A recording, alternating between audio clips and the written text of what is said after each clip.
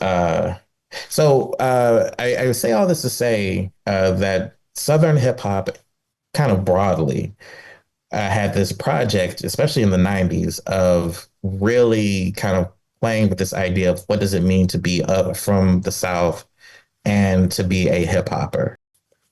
Um, and like I said, it challenges those well-worn narratives about Southern gentility, right?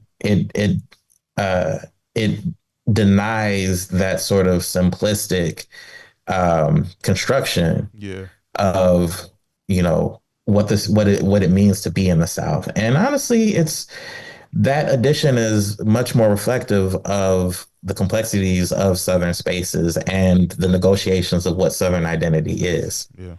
Yeah, hip hop definitely helped change the perception of the South for sure. Because I don't think that, many, even though most black people in America have roots in the South, um, unless you're, of like a black immigrant, um, but most black people come from the South.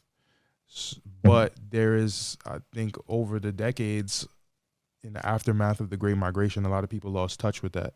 So they really forgot or just really had no idea of what the South was like because they maybe weren't traveling there and, um, ancestors died over time.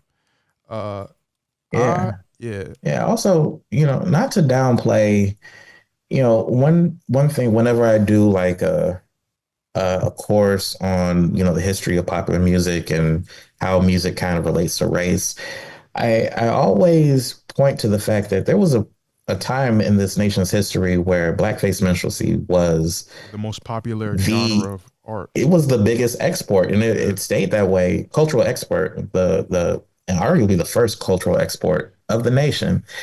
And for a long time, that was the dominant narrative of what Black Southernness was. And which is why it becomes so important that you have folks coming in and retooling the narrative for their own purposes. And not, I mean, it is significant and important that you have, again, our Mississippi Goddam, but also that you have Ray Charles doing Georgia on My Mind.